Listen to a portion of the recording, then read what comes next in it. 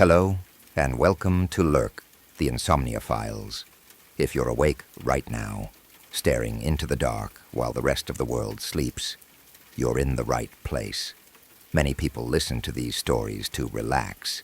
Others listen because sleep refuses to come.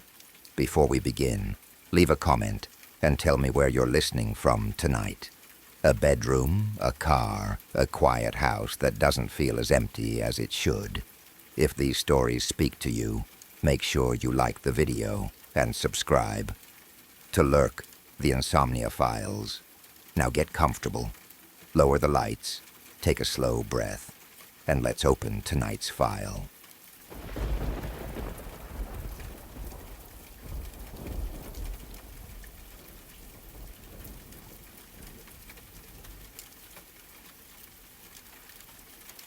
At the time, everyone kept saying it was just a rock.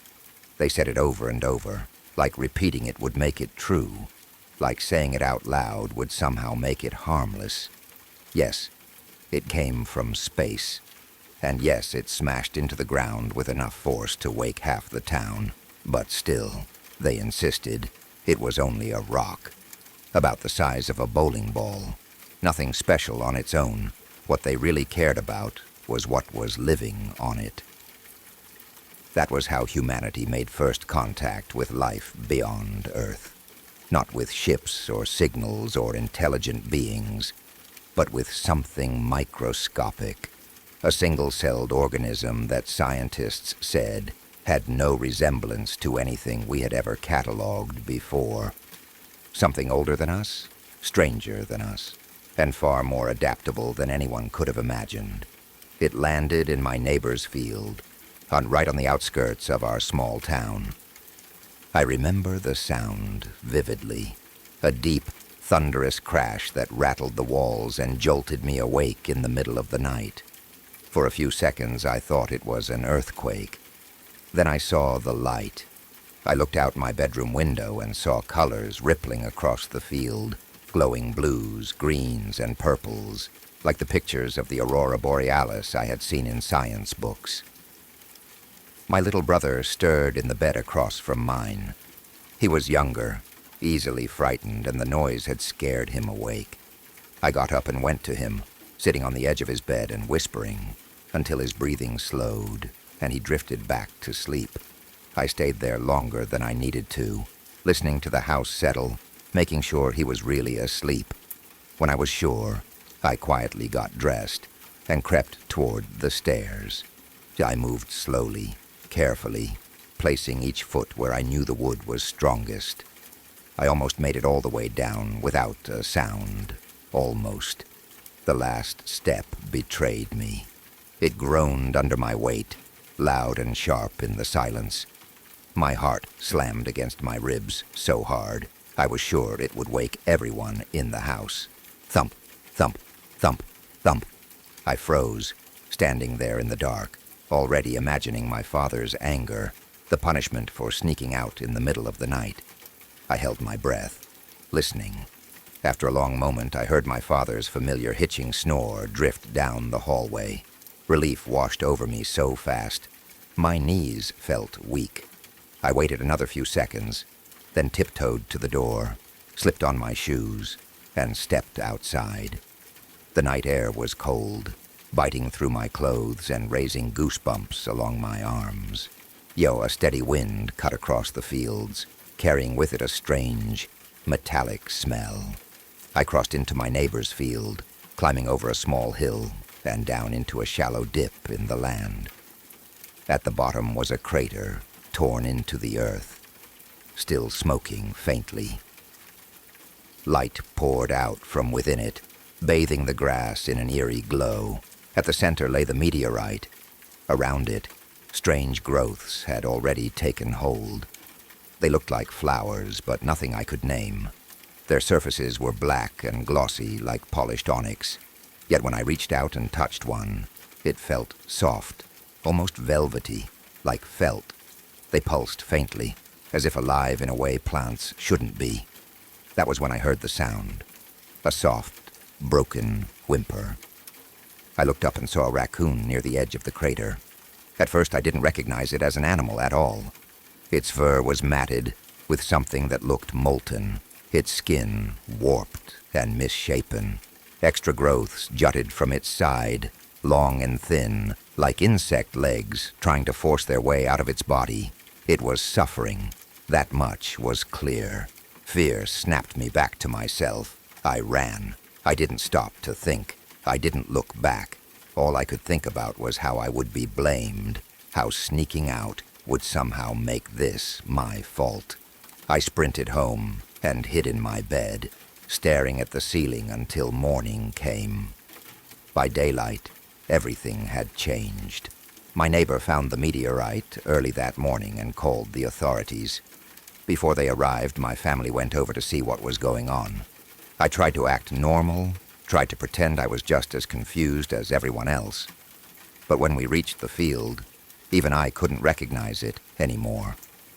When what had been grass and dirt the night before was now a dense jungle of impossible plants. Trees twisted in on themselves, their bark colored deep navy and streaked with magenta. Flowers carpeted the ground, shimmering like oil floating on water. The air itself felt wrong, heavy and charged. The police didn't know what to do. I watched one officer take off his hat and scratch his head in disbelief. Another spoke urgently into his radio. A crowd gathered quickly, people pushing forward, shouting questions. Reporters shoved microphones toward anyone in uniform, desperate for answers. Less than an hour later, the military arrived. They evacuated the area immediately. Roads were blocked. The town was placed under lockdown. No one was allowed in or out. The next morning, when I looked out my window, a massive dome covered the crater. And a temporary lab had been erected beside it. Soldiers patrolled the perimeter. Everything felt tense, brittle. When my dad and I went into town for groceries, people whispered in the aisles. I overheard conversations about missing pets, dogs, cats, livestock. No one said it out loud, but everyone was thinking the same thing. That night, my mom made stew. I still remember the smell filling the kitchen, rich and comforting. My brother ate like he always did, shoveling food into his mouth too fast, laughing as bits flew everywhere. One chunk of beef hit me square in the forehead. I threw one back at him. "Watch it, you two," my dad said sternly. "Because that means war," he added a second later, grinning as he joined in, tossing food at both of us. My mom scolded all three of us, trying to sound serious but smiling despite herself. Ooh, that warmth, that happiness, that ordinary moment. I didn't know then that it was the last time I would ever feel that safe. Later that night, we heard a deep whooshing sound. An orange glow filled the sky outside. My parents rushed to the window and my brother and I followed. Soldiers in heavy hazard suits were moving through the field with flamethrowers, burning the strange plants down to ash. "It's probably some invasive species," my father said, though his voice shook. "They're just trying to contain it." That was when it came out of the house next door. It had once been human, I'm sure of that. But nothing about it could be called human anymore. It was a grotesque mixture of parts, none of them from Earth. Its eyes extended outward on stalks like a snail's. Their insect-like mandibles tore its mouth open wider than it should have been able to stretch. It moved on 8 legs, crawling like a spider. A fleshy scorpion-like tail arched over its back. Green moss clung to its body, and beneath that was a flexible, alien shell. It leapt onto the first soldier it saw. Another soldier set them both on fire, but the flames barely slowed it. It killed him next, driving its mandibles into his skull. A tube-like appendage slid into the man's eye socket, and I watched as the life drained out of him, his body collapsing into a shriveled husk. My father didn't hesitate. He grabbed my brother and me and dragged us into the basement. We stayed there all night, huddled together, listening to gunfire and screams. The orange light of burning fields flickered through the small basement window. When morning came, everything was silent. Outside, the world was black and gray. Ash covered the ground. Bodies lay everywhere. Soldiers, scientists, civilians, torn apart by something humanity had tried to control and failed. We fled toward my aunt's house in town, but just outside the limits we found a military blockade, abandoned. No soldiers, no vehicles running, just silence. Town was worse. Buildings were shattered, cars overturned, blood pooled in the streets. The smell of burning meat and hair clung to the air. It looked like hell had torn itself open overnight. My aunt rushed us inside when she saw us. Later, as we unpacked, my brother began to cry. He told me he had left his favorite teddy bear behind. I promised I would get it. That night, while everyone slept, I took my bike and rode back home. I didn't understand the danger. I only understood promises. Near my house, I saw towering spiral structures rising into the sky like giant termite mounds. The land was completely transformed, overrun with alien plants. My house was covered in jade-colored vines. I got the teddy bear. On my way out, I heard growling. Curiosity drew me toward the old lab. Inside, I found fused animals, cats, and dogs merged into a single, writhing mass. It chased me. I barely escaped. When I returned to town, my aunt's house was empty. I found my parents at a burn pit. The soldiers had tested everyone. My brother and my aunt were positive. They were executed. My mother collapsed, screaming, her clothes soaked in our brother's blood as black flowers bloomed from it. She took her own life the next morning. My father and I left. We kept walking. Cities fell. Millions died. Now, as I finished telling my story by firelight to a stranger in a frozen land, I know the truth. It was never just a rock. We were doomed the moment it fell. In the end, we hoped. We suffered. We lost.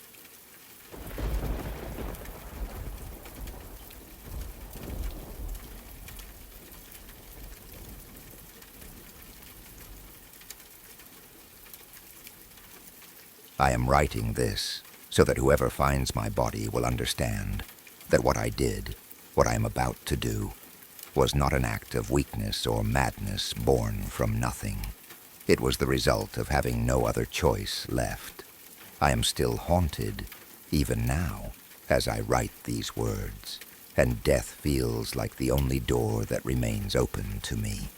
The human mind has always been a mystery, capable of things both beautiful and horrifying, but there are influences it is not meant to fully grasp.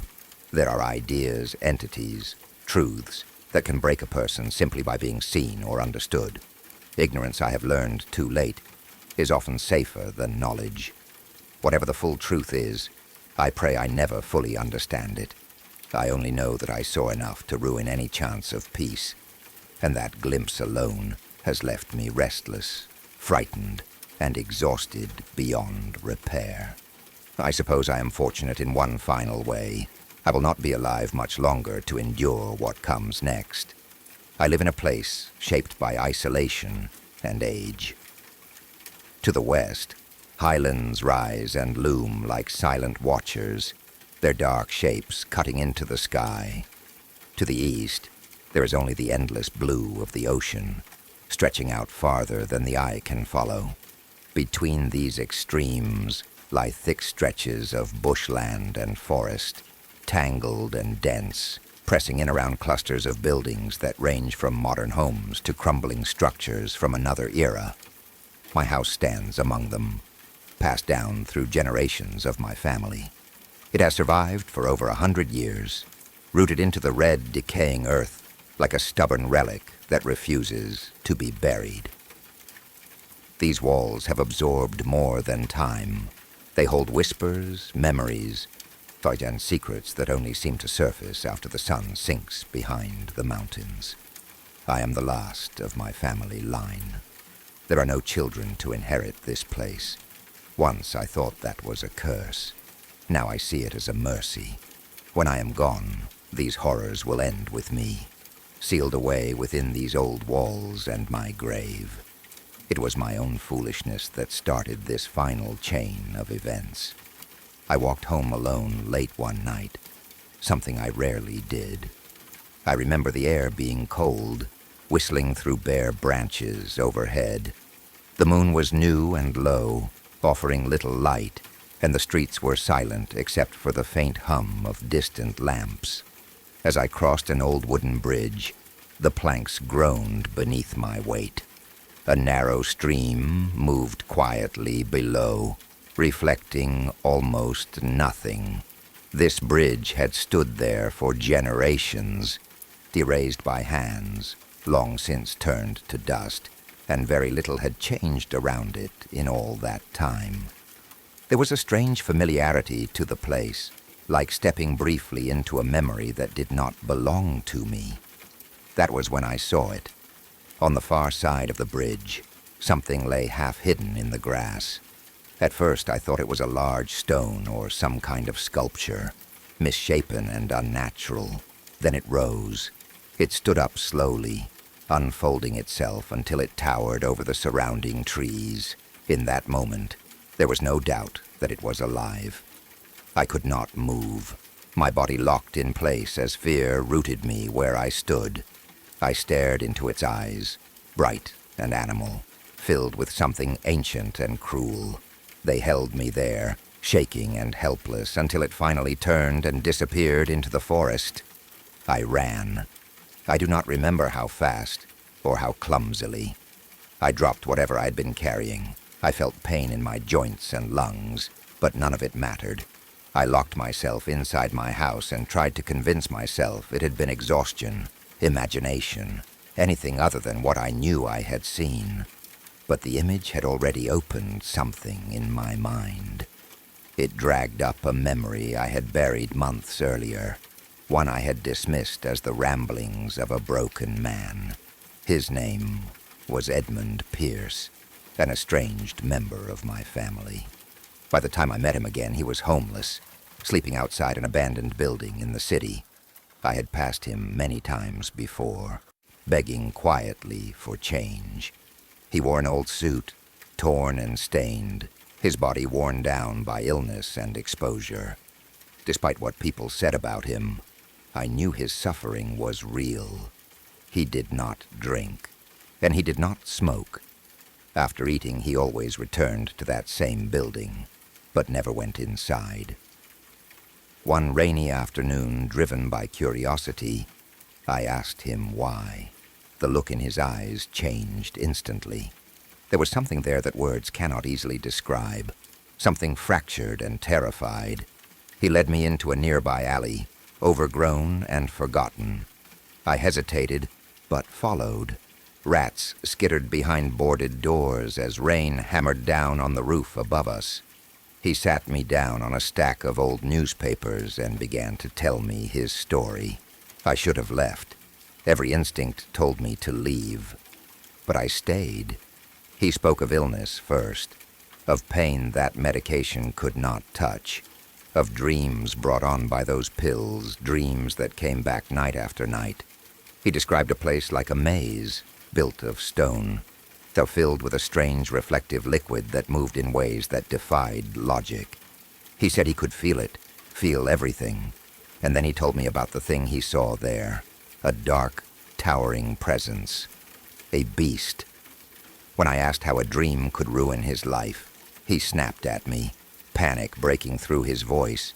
He said it followed him out of the dream, that it lived now in that abandoned building, that it was bound to him, bound to our family.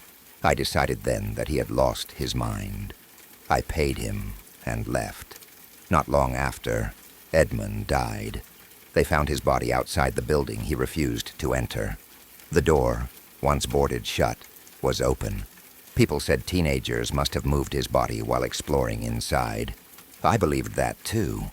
I believed it until the same illness took hold of me, until my life ground to a halt in the same way his had. The doctors told me I was dying, that our family carried a history of disease that struck again and again. My parents, my grandparents, my uncle, all claimed by different failures of the body. Now it was my turn. I was sent home to spend my last days with family. I spent them alone instead, wandering through a house frozen in time. Painkillers blurred my days. Sleep came in fragments, and then the dreams started. I found myself in stone tunnels, glowing faintly blue, my body heavy and slow, while my mind raced ahead. The walls bent and folded, as if reality itself was sick. I realized with growing horror that this was the place Edmund had described. I heard distant cries, voices that were not human. I walked through flooded halls where the strange liquid clung to everything, defying gravity, reflecting endless versions of itself. And when my blood touched it, it reacted violently, burning me, yet I did not wake. And then I saw it again. The creature stood in a vast chamber, surrounded by carved stars and symbols. It was humanoid, impossibly tall and thin, its skin stretched tight over diseased flesh. Its eyes burned with an ancient hunger. I woke screaming, drenched in sweat, my injuries still there. From that night on, sleep abandoned me. The eyes followed me into waking life. I saw them in shadows, in reflections, in the corners of my home. I sought help. A doctor listened, prescribed medication, suggested therapy. For a moment I felt hope. Then came the night of paralysis. I woke unable to move as the thing entered my room. It stood beside my bed, bent and watching. I tried to reach for a gun hidden beneath the mattress, but my body would not obey. For its eyes were all I could see before I blacked out. After that it was everywhere. The house groaned with unseen movement. The walls whispered. I could feel it watching me, waiting. A few nights ago I saw it clearly again, hanging outside my kitchen window, staring in. It did not leave this time. I passed out from fear and exhaustion, only to wake on the floor with it standing over me. The house itself seemed to give way, collapsing into darkness as I fell once more into that dream world. I clawed my way through tunnels filled with dust and ash, past relics of others who had failed before me. I escaped, somehow, waking back in my bed, filthy and starving. The hole in my floor was gone. The dust remained.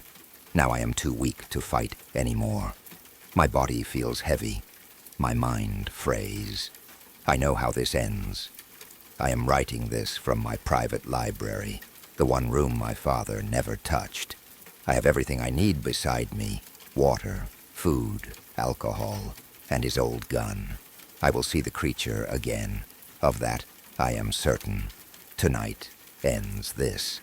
Whether by my own hand or by that thing's, my suffering stops here. Whatever curse has followed my bloodline will end with me. And if that is the price of peace, I will pay it willingly. This ends with me.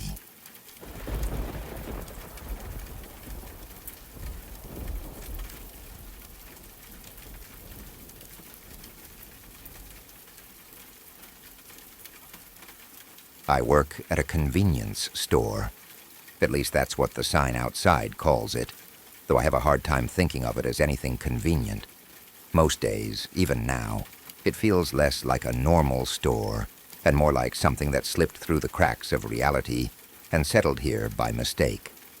Sometimes I wonder if it has always been like this, or if I am only noticing it now because I finally stepped inside as an employee instead of a customer. My family never really pushed me to get a job. They weren't the type to breathe down my neck about responsibility or money. Still, growing up, it always felt like getting a job was just what you did. School never worked out for me the way it seemed to for other people. I tried, but my grades were bad enough that college never felt like a real option. By the time I graduated, my choices were limited. When the convenience store a few blocks from my neighborhood put up a hiring sign, it felt like the natural next step. It was close, it was easy, and it didn't ask questions. That store has been there longer than my grandparents have been alive. Everyone knows it. People joke about how it never changes, and they aren't wrong. The paint is the same dull color it must have been decades ago. The windows are cloudy with age. Even the sign looks tired, like it's been holding itself together out of stubbornness alone. I had been inside before, plenty of times, but standing there on my first day as an employee made it feel different, heavier, like I had crossed some invisible line. I didn't know what I expected from my first day. Maybe boredom, maybe rude customers. I told myself that as long as the pay was decent, I could put up with just about anything. That optimism didn't last long. The moment I stepped inside, the lights overhead flickered violently, as if reacting to my presence. They settled into a weak, uneven glow that bathed everything in a sickly yellow color. It was the kind of light that made everything look dirty, even if it wasn't. The shelves were packed tight with products, but they looked wrong somehow. Sun-faded labels peeled at the corners. Some of them didn't even match what they were stuck to. A cereal box label taped onto a can. A candy wrapper glued crookedly to something that definitely wasn't candy. The heat hit me next. It was the middle of summer, and the store didn't have air conditioning. The air inside was thick and stale, like it had been trapped there for years, slowly being breathed in and out by whoever wandered through. I could already feel sweat gathering on my back. My shirt clung to me uncomfortably. With nothing else to do, I took my place behind the counter. The register looked ancient, the buttons worn smooth. I grabbed an old receipt pad and started fanning myself, trying to move the air even a little. It didn't help much. The air felt heavy, unmoving, as if it didn't want to be disturbed. I remember muttering under my breath, more to myself than anyone else, asking why, of all places, I had to end up working here. That was when the door opened. The little bell above it chimed, bright and cheerful, completely at odds with the rest of the store. I looked up and saw a tall figure stepping inside. They wore a dark gray hoodie, pulled tight around their head. Thought it even before anything strange happened. That alone felt wrong. It was unbearably hot outside. Wearing something like that made no sense. I tried not to stare. Customers wore weird things all the time. Maybe they just liked hoodies. Maybe they were self-conscious. I went back to fanning myself, watching them out of the corner of my eye as they walked slowly through the aisles. When they passed by the counter, I glanced up again, expecting to see at least part of their face under the hood. Instead, there was nothing. Not shadow, not darkness, nothing at all, like someone had cut the space where their face should be, straight out of the world. My brain stumbled over it, trying to make sense of what I was seeing. I told myself it was just the lighting, the awful yellow glow playing tricks on me. I swallowed and looked away, my heart beating a little faster. I remember thinking that the store really did seem to get stranger by the minute. The figure returned to the counter holding a bottle of water and a bag of chips. I didn't recognize the brand of either. The bottle looked normal enough at first glance, but the label was written in symbols I didn't recognize. The bag of chips was worse. The plastic was slightly translucent, and whatever was inside shifted far too slowly when the bag was set down. It moved like it was resisting gravity, lagging behind the motion of the bag itself. I thought I heard something tapping from inside. Not loud, just faint, irregular taps, like tiny fingers brushing against plastic. It made my skin prickle. I told myself I was imagining it. "That'll be $5.65, I said, my voice sounding thin even to my own ears. Had the person reached forward and placed the exact amount of money on the counter. I didn't see them pull it from a pocket or a wallet. It was just there, resting in their hand, like it had always belonged there. I tried not to dwell on it. People are weird. That was my new mantra.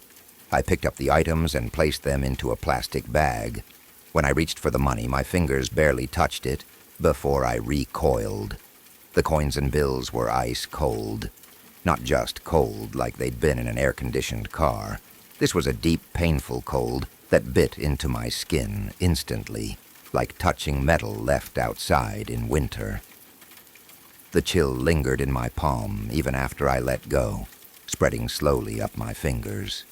I forced a smile and slid the bag toward them.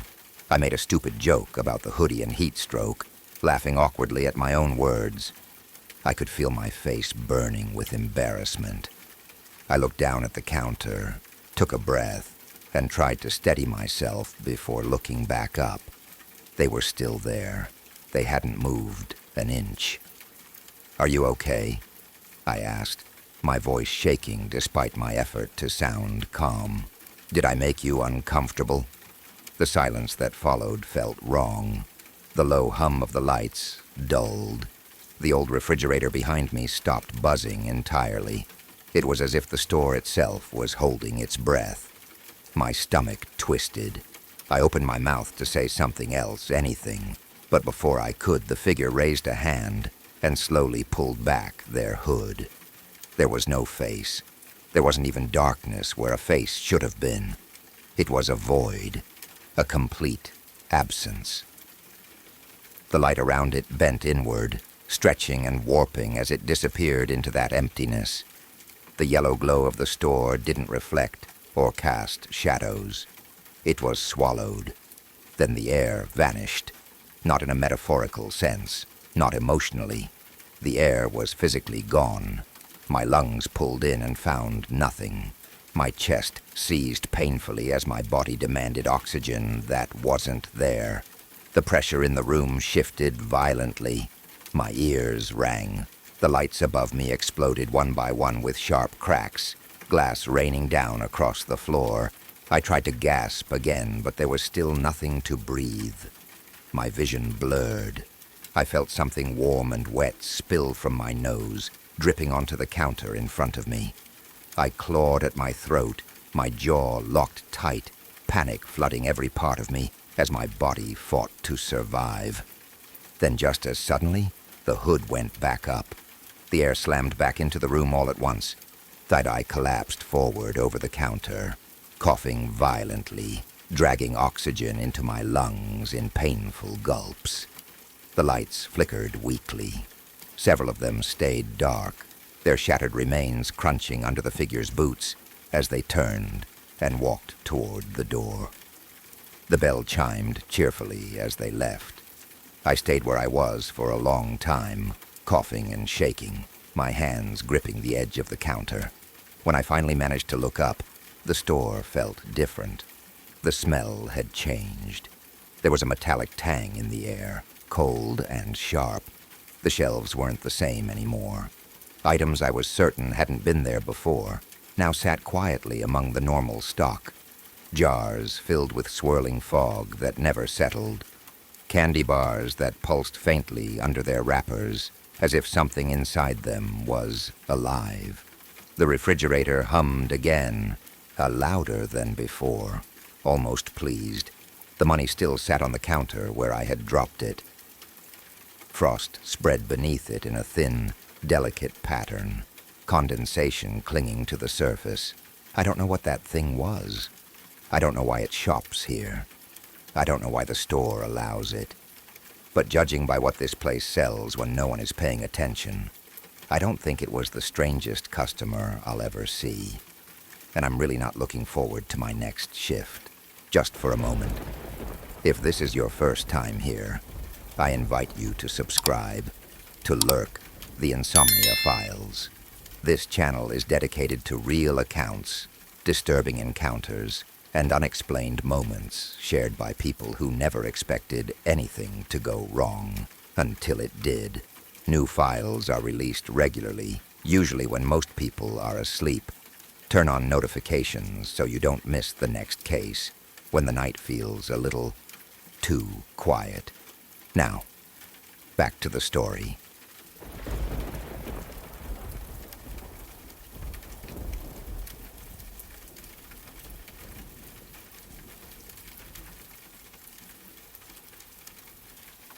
I thought my aunt had helped me with the security deposit, but it turned out the little house I rented didn't even have a landlord. There was no rental company, no owner whose name I could look up, no office I could call. My aunt had lied to me. The small envelopes of cash I mailed every month never went to anyone official. They went straight to her, to one of her other little houses. When I confronted her about it later, she said it so casually, it almost made me doubt my own anger. I was helping you save, she told me, for after. After what? She never clarified. She said it the way people say things they don't want questioned, like it should be obvious. I think that was her way. She liked to sound mysterious, liked to feel like she knew something others didn't. At the time I told myself this was just one of her oddities, but a strange favor reserved for family. I didn't yet understand that nothing about that house was meant to be normal. That first September, I genuinely liked the place. It was small and old, but it felt sturdy, like it had already survived everything it ever needed to. The chipped gray paint reminded me of wool, soft and tired, but still warm somehow. Every brass fixture in the house was worn smooth, where hands had touched it over decades. Door handles, faucets, drawer pulls, all dulled by use. It made the place feel lived in, grounded, like it remembered people. The water came from a well, and it smelled faintly of minerals. It was pleasant in a strange way, earthy and clean, though I didn't drink it. I bought all my water in gallon jugs from the convenience store down the road. It was the closest shop for miles, the lonely little place that stayed open late, lit up like a beacon in the dark stretch of road. I didn't mind the drive at first. It gave me a sense of routine. The house sat behind the road, tucked back against 80 acres of privately owned preserve. Woods surrounded it on all sides, thick and quiet, the kind of quiet that feels intentional. When the wind picked up in October, the sound it made through the trees was shallow enough to mistake for leaves skittering across the ground or branches brushing together. At least that's what I told myself. By Halloween, the sound had changed. It had grown louder, fuller, more defined. At first I thought it was trick-or-treaters. That made sense. Even though I was far from town, kids wander sometimes, especially teenagers. That night, I kept peeking through the blinds, again and again, expecting to see masks or flashlights, or at least silhouettes moving along the road. There was nothing. No children, no parents, no cars slowing down, no laughter drifting away into the dark. The road stayed empty, swallowed by the trees. By 11 o'clock, the sound was only getting louder. Anxiety finally pushed me into motion. I grabbed my keys, threw the door open, ran down the steps, and jumped into my truck. My heart was racing so hard, I could feel it in my throat. There had to be someone out there. Even though there were no streetlights on that road, even though common sense told me otherwise, I needed proof that this was real. About a mile down the road, I cracked the windows for air, trying to steady my breathing. That was when I heard it clearly for the first time. It was like applause in a ballroom. I was coming from everywhere at once. Men's and women's voices rose together in approving tones. I could hear laughter, cheers, the sound of glasses tapping against plates, silverware clinking. It wasn't distant. It wasn't muffled. It sounded close, intimate, like a celebration happening just out of sight. By the time I reached the convenience store, my eyes were watering so badly I could barely see. That always happens to me when I'm nervous. I hate it. It feels like cowardice leaking out of my body. I nearly parked sideways in the lot, tires crunching loudly on the gravel. I must have stood inside the doorway longer than I realized, because Jessie, the clerk, looked up at me with a confused expression. "Yeah?" she said. "You don't hear that?" I asked, my voice shaking. She frowned, glancing around. And that's when I realized the sound had stopped, completely, like someone had flipped a switch. November 1st, I called my aunt again. She didn't answer. When she finally returned my call the next day, she brushed everything off. She said it was holiday spirit after too many spirits, especially after I admitted I'd had a few drinks. Her tone was light, dismissive, almost amused. We didn't speak again until Thanksgiving. I thought she'd be more receptive. With her whimsical nature, I expected curiosity, at least.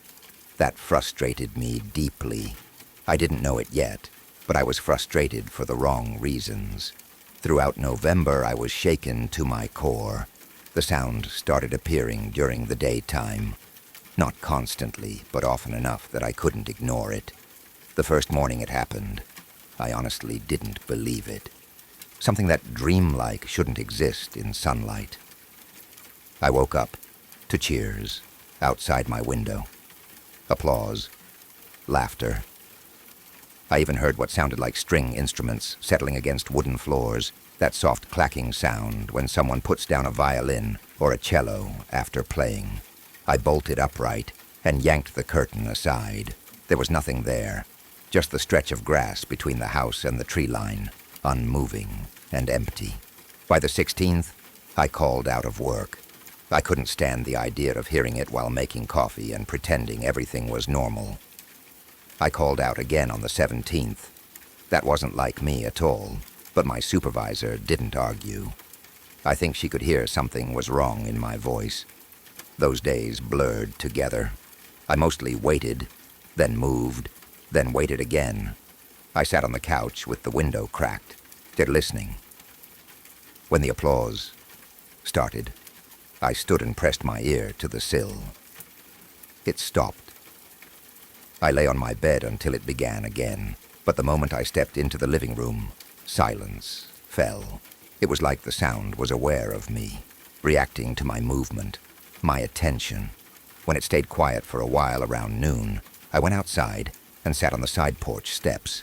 The bare branches of the hickory trees tapped together high above me in a gentle wind. The gravel beneath my shoes shifted softly when I moved. I focused on my pulse, steady and rhythmic. For a rare moment, I felt calm, settled, content even. Then a sudden gust tore through the woods. The sound exploded from beyond the trees. Laughter erupted, loud and uncontrollable, the kind that comes from deep in the gut. A crowd reacting to something impossibly funny. I heard chairs creak as bodies shifted. Tables rattled as hands slammed down.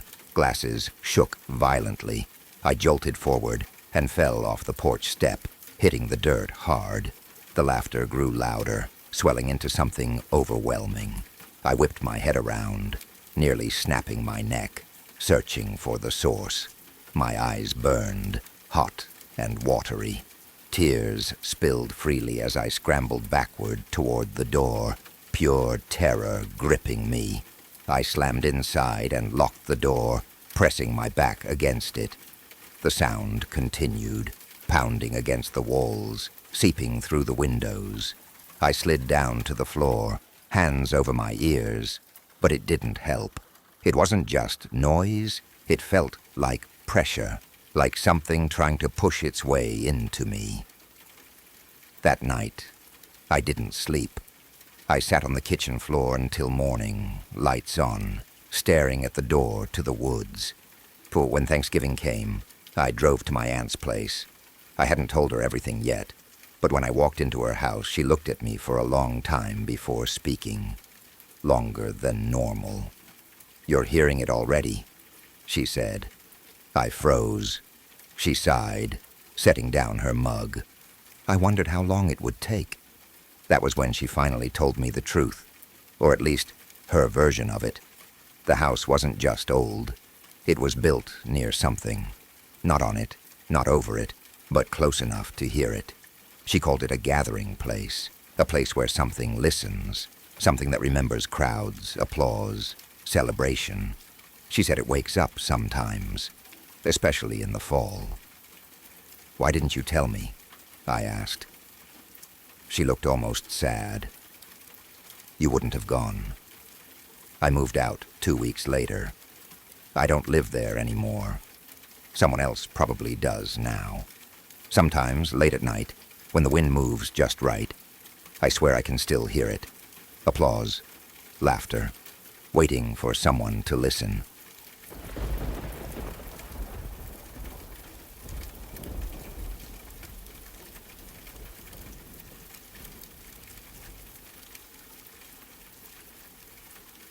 I have never been very good at keeping secrets.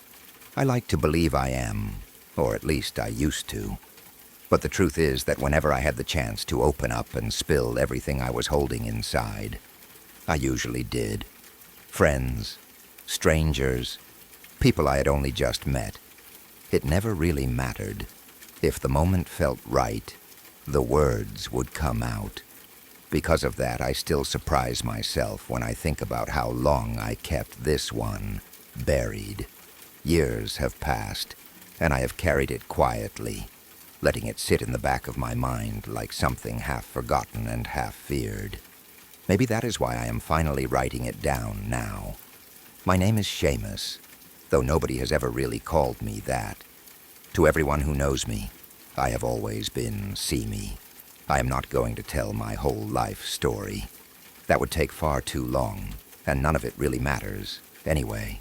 And what matters is what happened during my second year at university, when I was already feeling tired, burnt out, and completely unsure of what I was doing with my life.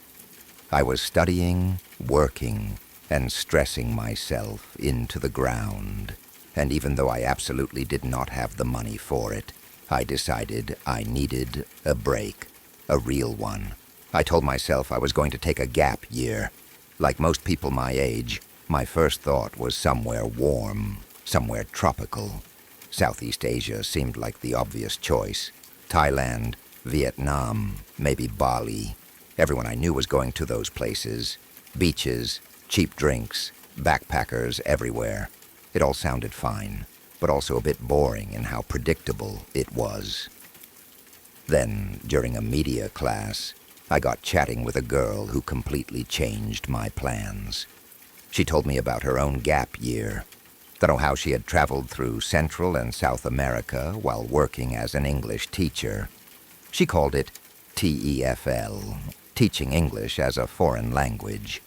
I'd never even considered that as an option before, but the more she talked about it, the more it stuck in my head. The idea of traveling while actually doing something felt appealing. And if I am honest, the thought of going somewhere that felt a bit less overdone was exciting. So, without thinking too hard about the consequences, I took out a student loan, packed a bag with the basics, and booked the cheapest flight I could afford. I had a lot of countries to choose from, but I eventually settled on Costa Rica. There were a few reasons for that. It was considered one of the safer countries in Central America. There was a huge demand for English teachers, and tourism meant there were always people around. My plan was simple: teach English, earn some money, and travel when I could. The only problem was the visa. Getting a proper work visa in Costa Rica takes ages and costs a small fortune. So instead I volunteered as a teacher on a tourist visa. That meant I would have to leave the country every 3 months. But at the time, that felt like a problem for future me. After landing, I took a bus for a couple of hours to a small beach town on the Pacific coast. The journey itself was easy enough, but once I arrived, I ran into my first real problem.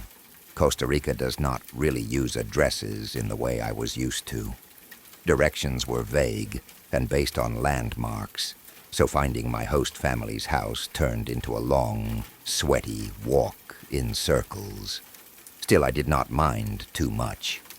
While wandering around lost, I got my first real look at the place I would be living. The beach was stunning, with white sand and rows of palm trees stretching as far as I could see. Out in the distance, faint shapes of small tropical islands sat on the horizon. From my bedroom window, once I finally arrived, I could see the edge of the rainforest. Bright birds flew overhead, and on quiet days, I could hear howler monkeys calling out from deep within the trees. The town itself felt alive. Buildings were painted in bright colors, covered in murals and artwork the locals called arte urbano. My host family, the Garcias, were welcoming and warm, and the food was incredible. Whether it was Mrs. Garcia's home cooking or something greasy and perfect from a street vendor, I was constantly eating. When it came time to start teaching, I was a nervous wreck. I had no real experience, and I felt sick with anxiety on my first day. Somehow, though, it went well. The kids were patient, the other teachers were supportive, and by the end of the week, I felt like I might actually be able to do this. To celebrate surviving my first week, 3 of my colleagues invited me out for drinks at a bar by the beach. Apparently, it was a tradition. Every new teacher got properly welcomed by getting absolutely drunk.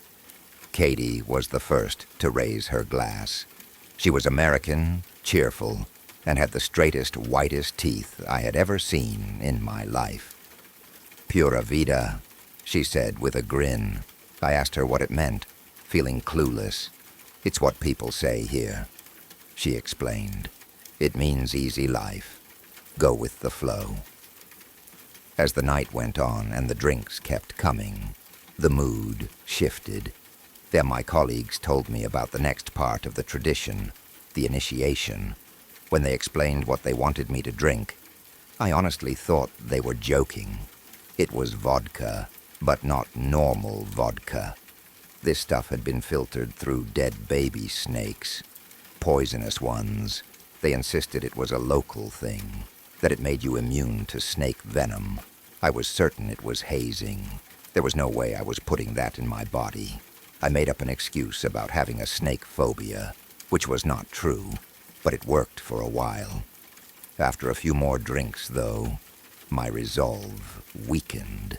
Alcohol has a way of doing that. Eventually, I agreed. The bartender brought over the jar. The snakes inside were twisted and pale, floating in the liquid. He poured a shot and said something in Spanish before walking away. But Katie laughed and told me he said the drink would not protect me from something called Polo el Diablo, devil chicken. That got my attention. They told me it was a local legend, an island off the coast where dinosaurs supposedly lived. Fishermen sometimes saw them. Sometimes they came to the mainland. I laughed it off, assuming they were messing with me. I made jokes about movies I had seen as a kid and accused them of thinking Brits were stupid. I do not remember much after that. I remember intense pain in my stomach, vomiting, white foam pouring from my mouth, then darkness. When I woke up, I was on the beach. It was dark, the waves crashing nearby. The pain in my stomach was unbearable. When I touched my abdomen, I felt something wet and wrong, something alive. Something was feeding on me. I screamed and fought, hitting whatever it was until it retreated.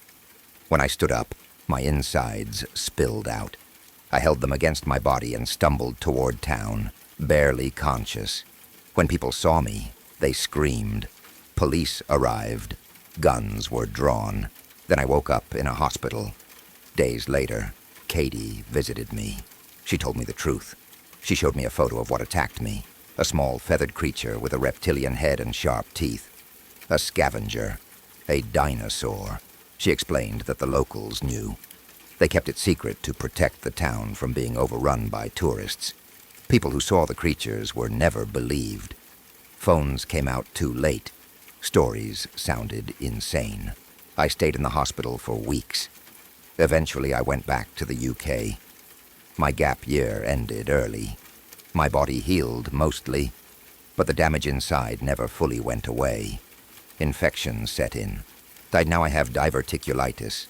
I am due for surgery soon.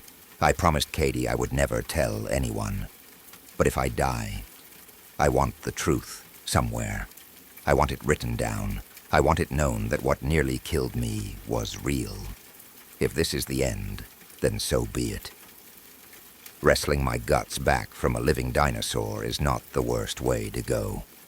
After all, life finds a way.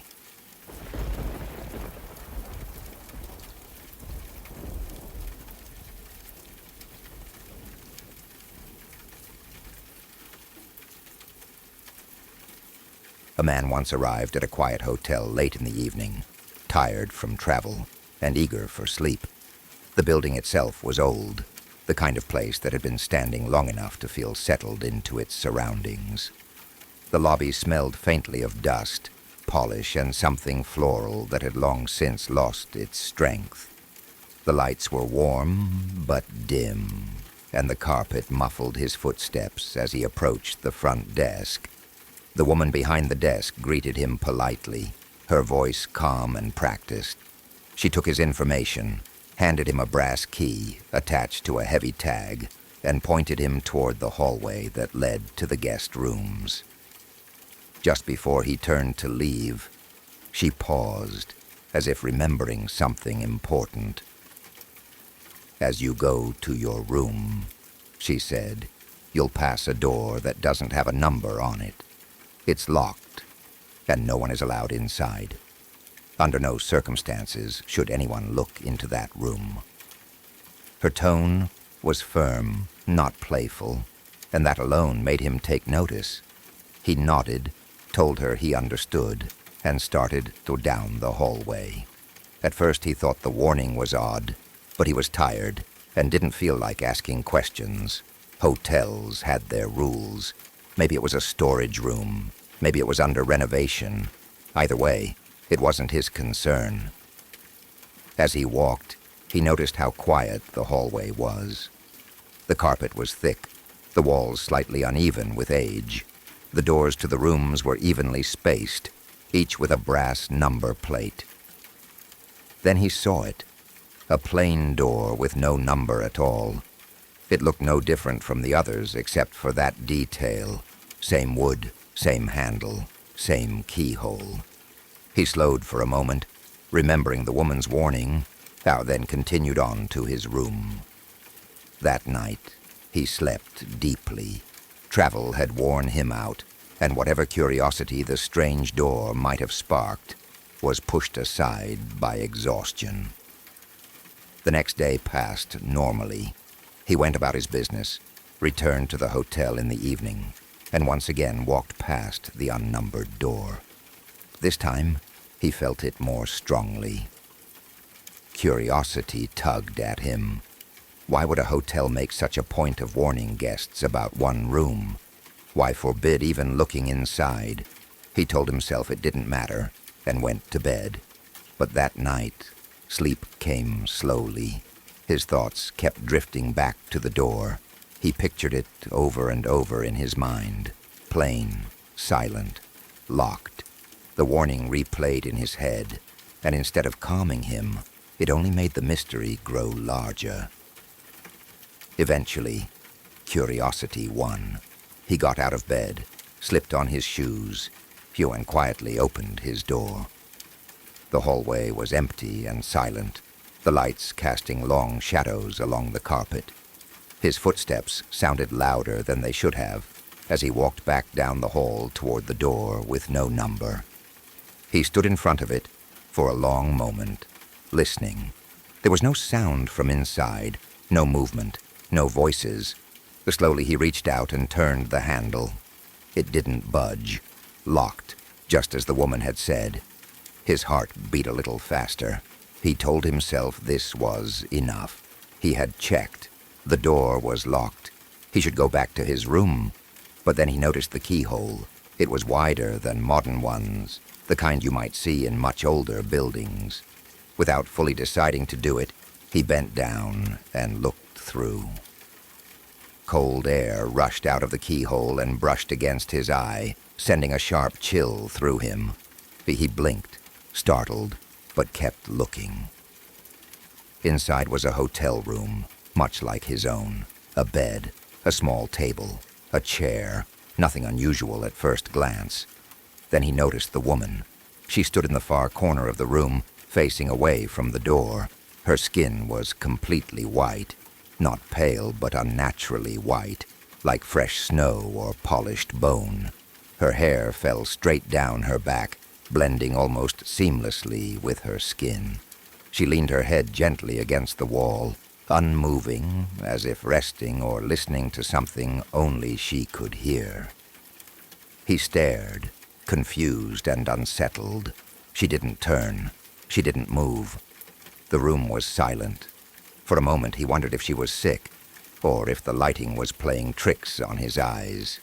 The cold air continued to seep out through the keyhole. He felt an urge to knock, to ask if she was all right, to understand what he was seeing. His hand lifted slightly toward the door. Then something stopped him. It wasn't a sound or a movement. It was a sudden, overwhelming sense that knocking would be a mistake, that whatever stood in that room was not meant to be disturbed. His hand fell back to his side. He straightened up slowly, stepped away from the door, and walked back to his room without looking behind him. He locked his door and lay awake for a long time, staring at the ceiling, replaying the image of the woman in his mind. The next day, he tried to distract himself. He told himself there had to be a rational explanation, a person with a medical condition, a trick of light, a prank. But none of those explanations felt right. The memory of that cold air and the stillness of the woman clung to him. That evening, despite telling himself he wouldn't, he returned to the door. The hallway felt colder this time, or maybe that was just his imagination. He knelt once more and looked through the keyhole. All he saw was red. Not a shape, not movement, just a solid deep red color filling his vision completely. He blinked and leaned back, then looked again. Still red. It was as if something had been pressed directly against the other side of the keyhole, blocking the view. A shiver ran through him. The thought crossed his mind that whoever or whatever was inside knew he had been watching the night before, that they had noticed him, that they had moved to stop him from seeing again. That was enough. He stood up and went straight to the front desk. The woman was there again, her expression neutral as always. When she saw his face, pale and tense, her eyes narrowed slightly. "Did you look through the keyhole?" she asked. There was no anger in her voice, just resignation. He hesitated, then nodded. She sighed, a long, tired sound, and leaned back slightly in her chair. "I suppose there's no point hiding it now," she said. "A long time ago, a man stayed in that room with his wife. One night, he murdered her there." The man swallowed hard, but said nothing. "After that," she continued, "people began reporting strange things. Cold air, sounds, sightings. The room was sealed, but it didn't help. Her ghost still haunts it." He thought of the woman in the corner, her head against the wall, facing away. The clerk met his eyes. "But they were not ordinary people," she said quietly. "They were white all over, skin, hair, everything, except for their eyes. Their eyes were red." The man felt the blood drain from his face. He thanked her, returned the key, and left the hotel that same day. He never stayed another night. And though he has slept in countless hotels since then, he has never again looked through a keyhole. If you're still here, it means these stories didn't just pass through you. They stayed. Every file you heard tonight was shared by real people. Real fear, real uncertainty, real moments where something felt wrong, or almost did. And the most disturbing part, most of these stories don't end with answers. They end with silence, with questions, with the feeling that whatever was there might still be. If you want to keep exploring the cases that don't let go, subscribe to LURK, the Insomnia Files. There are many more files waiting, and not all of them close before it's too late.